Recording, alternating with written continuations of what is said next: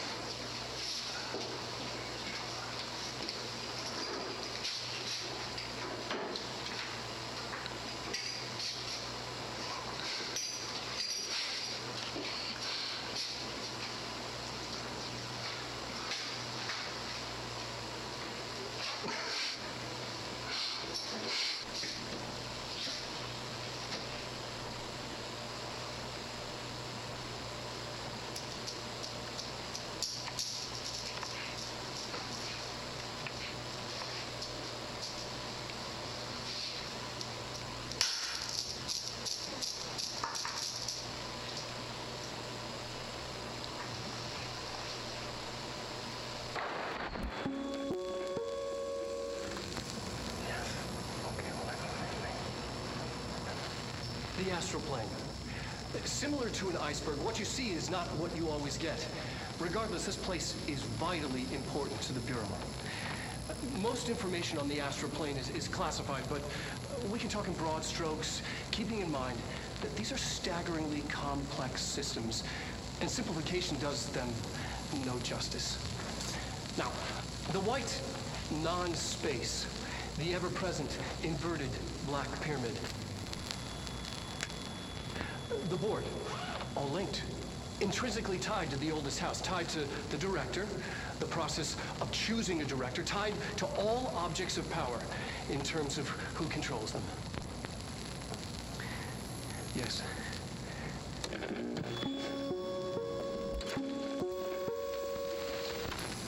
There is a curious correlation with the yet unknowable forces intruding upon our world in the form of altered world events. These forces gravitate toward archetypal objects, a gun, a television, a supposedly haunted house. So clearly humanity affects this process. Our collective unconscious is a map of sorts. We hold the key, but we don't know how to use it.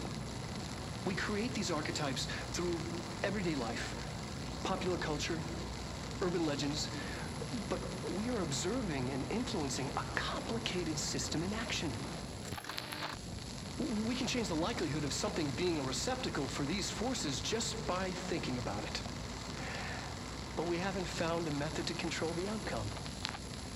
And yet, there's something unique in us, in our dreams, in the conceptual reality with power with our minds. What's the cause and what's the effect? Are we the starting point or just a necessary evil in this? A byproduct, a reflection, a projection? We'll struggle to find the answers to these hard questions. or die trying.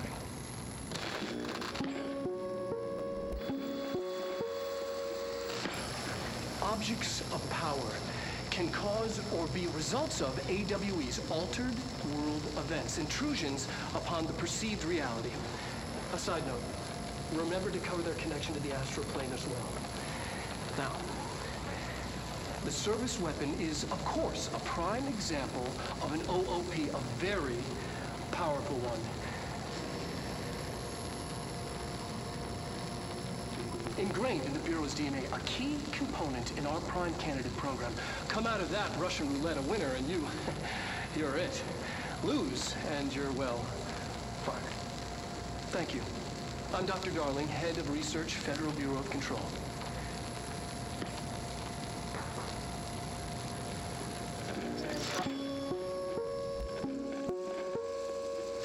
Ring, ring. It's Dr. Darling calling.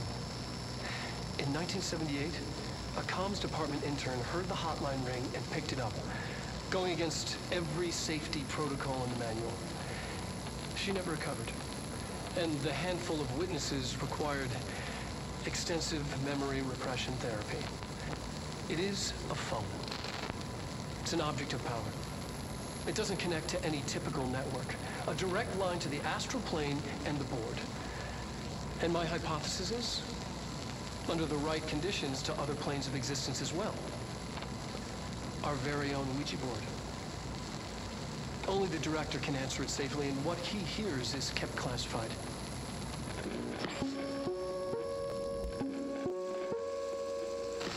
Just look at it. 8 inches wide and capable of storing a whopping 80 kilobytes.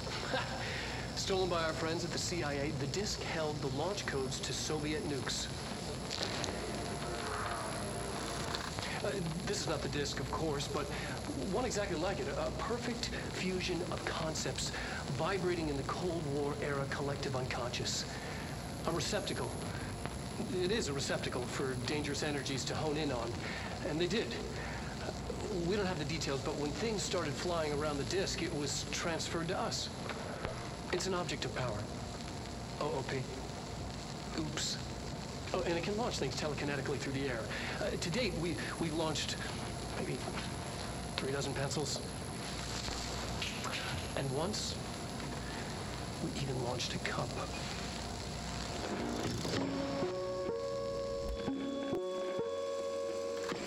The exact process of how an altered item is born eludes us.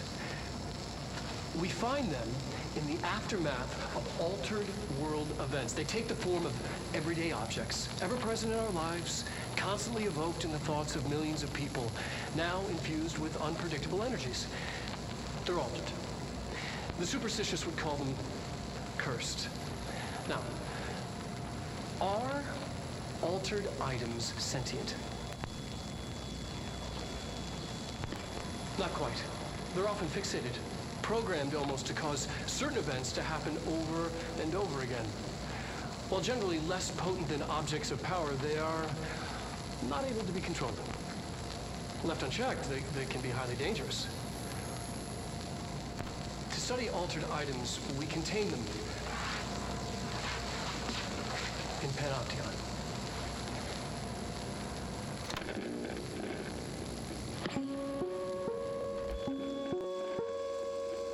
There are areas in the oldest house where, under the right conditions, when the frequencies match, other dimensions leak in. We call these areas thresholds. The quarry is one of the more stable thresholds in the maintenance sector. That's where black rock comes from. Extra-dimensional matter. It has the unique property of blocking out a lot of frequencies. A good thing. It keeps things stable, contained. Think of it as paranatural lead. Our research involves many dangerous things we absolutely need to keep in check. That's what the Black Rock Line fire breaks are about. The panopticon container cells. Sorry to interrupt, sir, but I need the code for the quarry elevator. Oh, Emily. The codes. Black Rock 665. Neighbor of the Beast. Get it?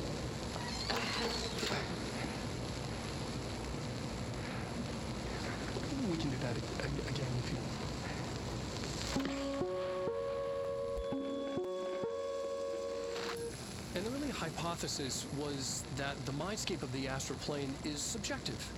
But that was fast proven wrong. It's an actual place, not a construct of the mind, even though it is with our minds that we enter and experience it. But then one could argue that that's the case with all reality. We've been able to record footage of the astral plane by monitoring the brain activity of those experiencing it. That is the only concrete material that has come out of the astral plane expeditions. Apart from one shocking exception. In the astral plane footage, we're always in the vicinity of the pyramid. We've concluded that this, not the entire plane, is what the board controls. We have glimpsed movement. Native species always in the distance, and yet contact was made. We don't have footage of this, a technical malfunction, but when one of our astronauts returned, a brain cloud, an astral fugue, had hitchhiked a ride in his head. It ruptured out, killing the subject in question. It's a relentless predator pursuing thoughts, minds, lethal to those the entity feeds on. Proper containment protocols are to be observed when dealing with it.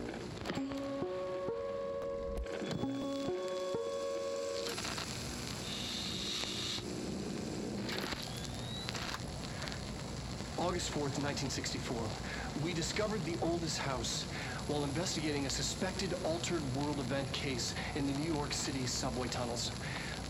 The agents found their way up into the building. Once we became aware of it, it was there. For the rest of the population, it was hiding in plain sight, a slippery blind spot, seemingly discouraging observation. It's a place of power.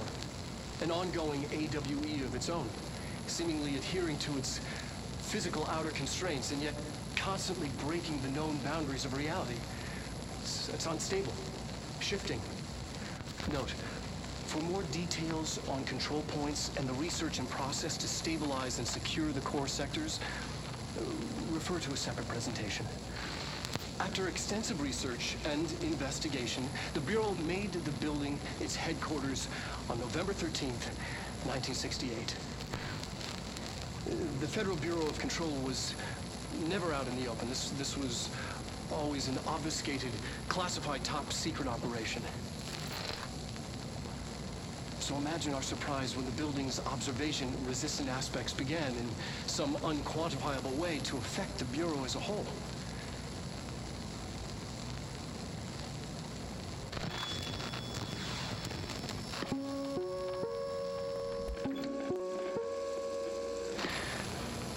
During an AWE investigation, our agents discovered a light switch cord in a Butte bungalow closet. They pulled the cord and were instantly transported to the Oceanview Motel and Casino.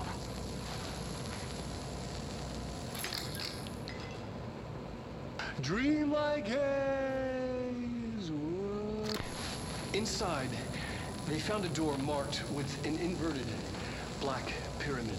And just like that, it led back to the oldest house, some 2,000 miles from Montana.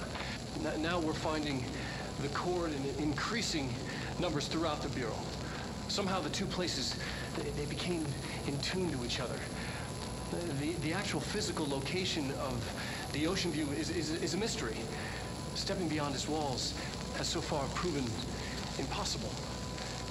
A place of power, like the oldest house.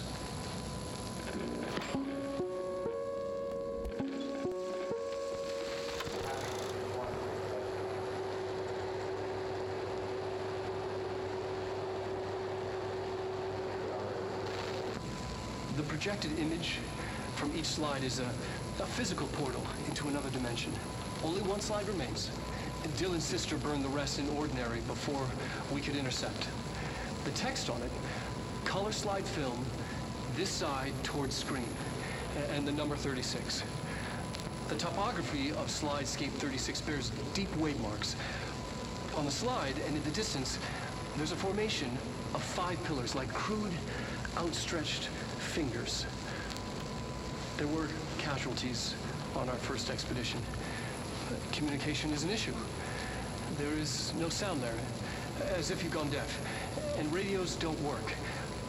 Correction, resonance from an unknown source, in part within the range of audible frequency. It acts in unpredictable ways, causing feedback loops that can tear you apart. Trench insists he heard something else. It made his ears bleed. Our equipment found no evidence of anything beyond the primary resonance. Trench's medical tests show nothing amiss.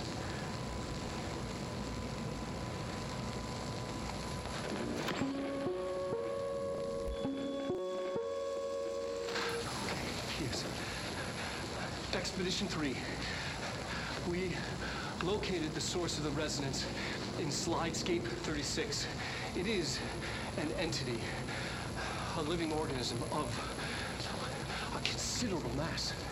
I've named it Hedron based on its physical shape, the part that we can perceive. I honestly think there's the resonance it emits, the frequencies. We've never seen anything like it. We built a container for it, and we brought it in. This changes everything. It's beyond our understanding. We have brought so many questions with us through that hole in the wall. I will dedicate it. I'm never going home. Okay.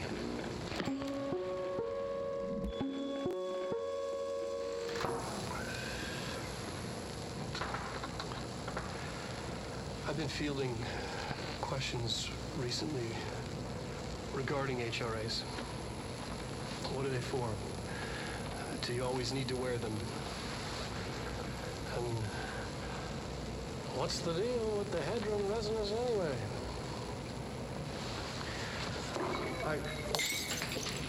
Fuck.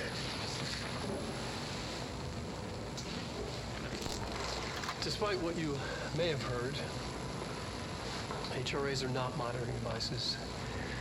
We're not tracking your movements or listening to your conversations while you're wearing them. We do that regardless whether or not you're wearing an HRA. Think of them as a life preserver. Only instead of water, the thing HRAs protect you from is classified. One day that classified, not water, might pour in, and you'll be glad you got an HRA keeping you afloat. And if you don't have an HRA, don't worry. It'll be quick and painless. Kidding. I'm kidding. We're making more.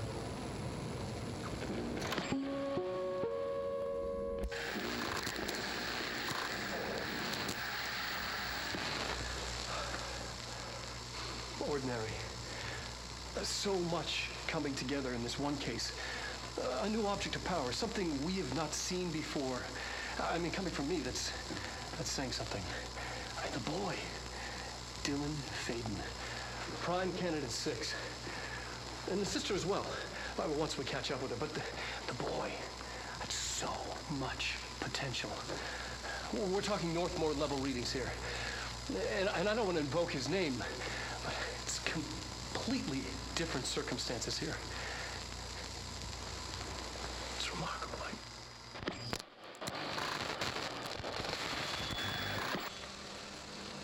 There was an incident. Yes.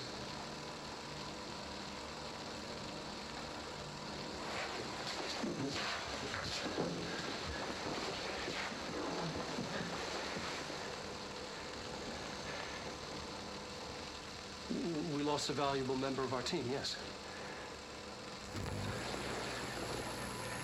Excessive force. Dylan has so much. But he's just a kid. Like, I'll take the blame. He needs some slack. I mean, boys will be boys. He's exceptional and under a lot of stress. Roberts got killed. It's an unfortunate accident, that's all. Marshall needs to realize this. We will make this work. We'll make this work. Dylan's a lost cause. I know I struggled to see this, but we've contained him now.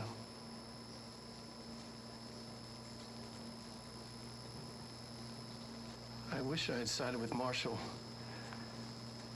back when it was just one person. So many dead.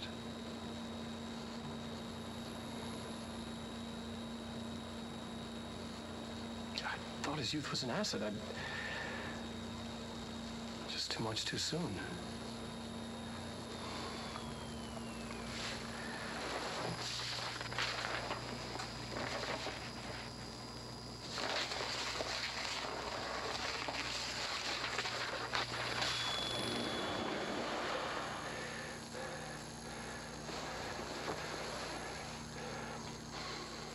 Effective immediately.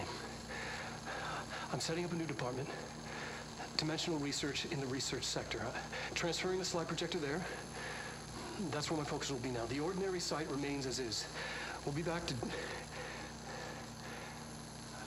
I don't know when.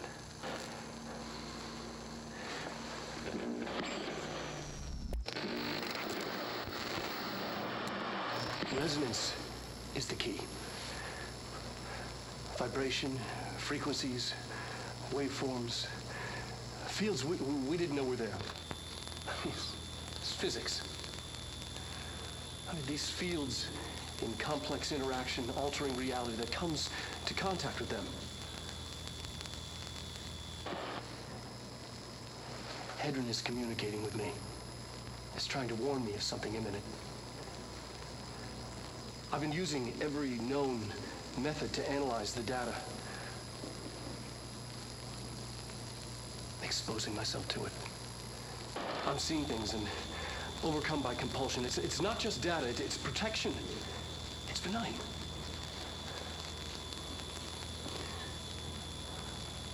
We are about to be exposed to a different kind of resonance. Hostile, viral, invasive resonance.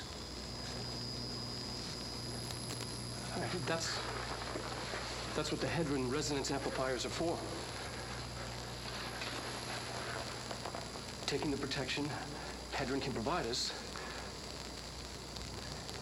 and keeping us from being wiped out.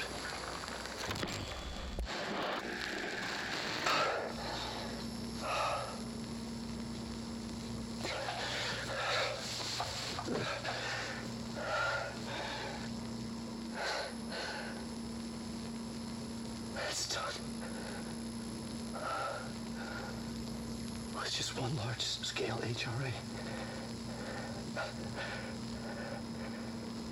It's an easy choice, no choice. It's there now. Protecting the most important thing from what's coming. I'll be there inside, locked in, ready to be blown away. Countdown engines. Ready for the journey.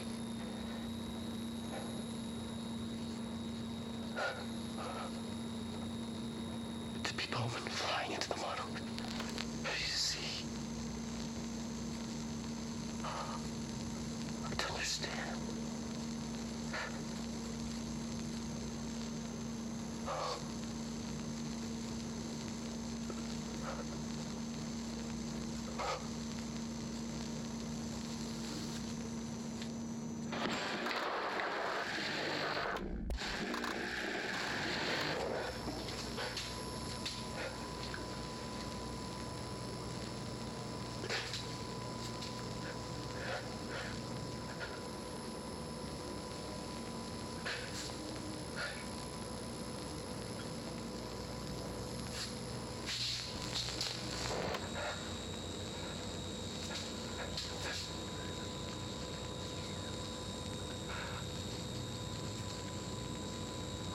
I'm Dr. Casper Darling, and this is my final message. It's not the end. But after this, I won't. I exposed myself to Hedron resonance fully. It's changing me. I've seen.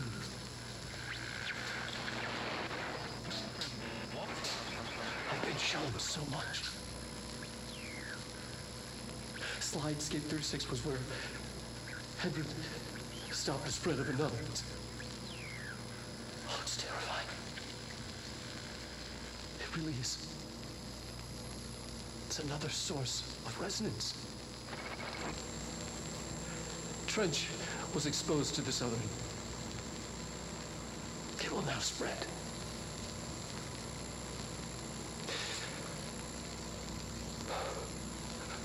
I've done everything I can to stop it. The Hedron resonance amplifiers. I don't know if it'll make a difference.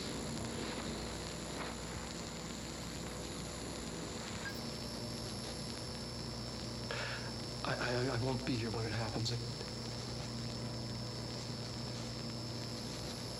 I should have told Eileen more.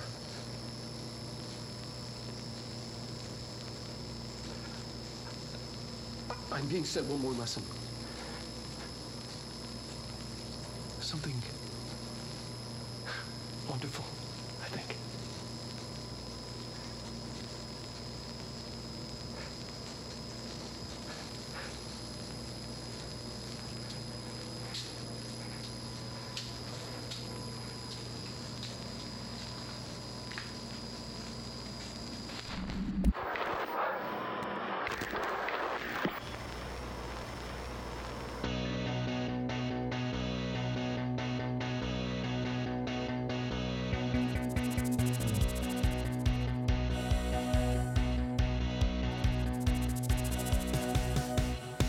Nobody knew her name, but she turned up just the same.